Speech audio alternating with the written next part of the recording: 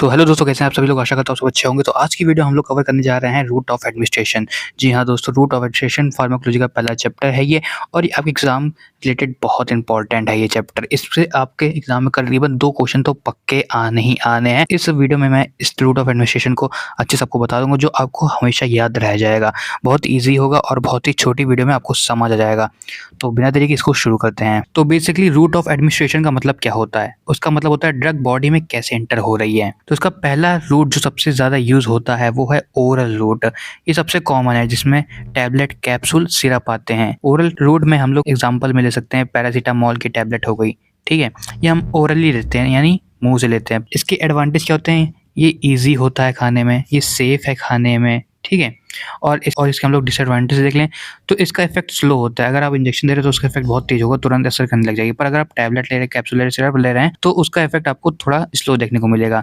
अब हम लोग इसका दूसरा रूट समझते हैं, वो है पैरेंटरल रूट, जिसमें हम लोग इंजेक्शन की बात करते हैं। जब हम लोग को ड्रग डायरेक्टली ब्लड में देनी हो तो हम लोग पैरेंटरल रूट का यूज करते हैं, जैसे कि आईवी, आईएम। तर इंजेक्शन हम लोग तभी यूज करते हैं जब इमरजेंसी होती है। एडवांटेज है, ये सबसे जल्दी असर करते हैं, यानी इसका फास्टेस्ट इफेक्ट रहता है बॉडी में। और इसका डिसएडवांटेज क्या है? ये पेनफुल रहता है, ज़्यादातर लोग कंफर्टेबल नहीं रहते हैं इंजेक्शन लगवाने के लिए, और रिस्क रहता है कहीं इन्फेक्शन ना हो जाए। इन्फेक्शन इन द सेंस, अगर सब कुछ सैनिटाइज होकर नहीं किया जा रहा है तो इन्फेक्शन रहने का डर होता है। और वो थर्ड रूट देखते हैं, वो है सबलिंगुअल रूट, जब टैबलेट टंग के नीचे रखी जाती है, जैसे कि नाइट्रोग्लिसरीन। हार्ट पेशेंट नाइट्रोग्लिसरीन को अपने टंग के नीचे रखते हैं।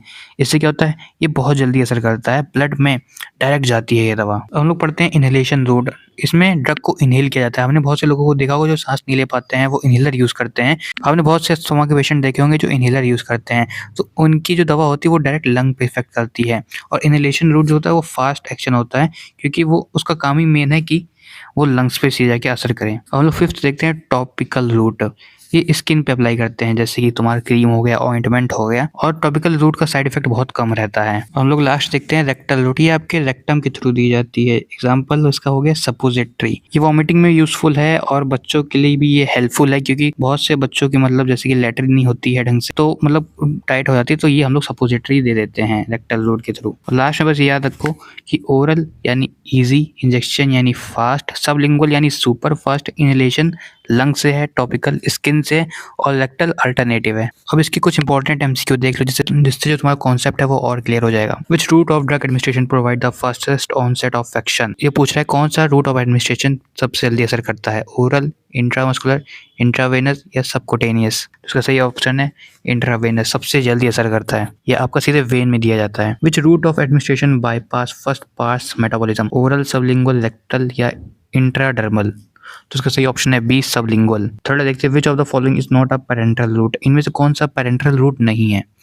Intravenous, intramuscular, subcutaneous, oral? तो आपको पता ही होगा, तो इसका आंसर है आपका D, oral. Which route is most suitable for drug that destroy in the stomach? तो इसका ऑप्शन देखते हैं, ओरल, इंट्रावेनस, टॉपिकल, रेक्टल। तो इसका सही ऑप्शन है B, intravenous. Which route is commonly used for local action on the skin? अगर skin पे कुछ हो गया है तो हम लोग इसमें से क्या यूज करेंगे? ओरल, इनहेलेशन, टॉपिकल या इंट्रावेनस? इसका सही ऑप्शन है C, topical. Nitroglycerine is commonly administration by which route? नाइट्रोग्लिसरीन जो ड्रग होती है वो किस तरीके से हम लोग लेते हैं? ओरल, सबलिंगुअल, इंट्रामस्कुलर या रेक्टल? इसका सही ऑप्शन है B, sublingual. Which route is preferred in emergency situation? कौन सा रूट ऑफ एडमिनिस्ट्रेशन इमरजेंसी में ऑप्ट किया जाता है? ओरल, रेक्टल, इंट्रावेनस या टॉपिकल? तो इसका सही ऑप्शन है C, intravenous. Which route is mainly used for respiratory disease like asthma? किसी को अस्थमा हो रखा है तो इसमें से कौन सा हम लोग रूट यूज करेंगे ड्रग देने के लिए? ओरल, इनहेलेशन, टॉपिकल या इंट्रामस्कुलर? तो सही ऑप्शन है B, inhalation. Which of the following is an advantage of oral route? इनमें से कौन सा एडवांटेज है तुम्हारा ओरल रूट का? ये पूछ रहा है कि ओरल रूट का क्या एडवांटेज है। Fastest action, bypass liver metabolism, easy and convenient, 100% bioavailability?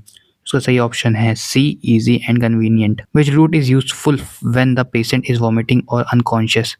इनमें से कौन सा रूट सबसे ज़्यादा यूजफुल है, यानी मददगार है, जब पेशेंट को उल्टी हो रही हो और अनकॉन्शियस हो? तो इनमें से कौन सा रूट हम लोग यूज़ करेंगे? ओरल, अगर उल्टी होगी तो ओरल देंगे तो वो उलट देगा, रेक्टल या सबलिंगुअल या टॉपिकल? तो टॉपिकल तो बिल्कुल यूज़ नहीं कर सकते, सबलिंगुअल भी नहीं यूज़ कर सकते। लास्ट में रेक्टल बचता है तो इसका सही ऑप्शन होगा हमारा B rectal. So I hope आपको ये टॉपिक सही से समझ आ गया होगा। समझ आ गया तो वीडियो को जरूर लाइक करिएगा, चैनल को सब्सक्राइब करिएगा, कमेंट करके बताइएगा कि आपको अगला टॉपिक किस चीज़ पे चाहिए।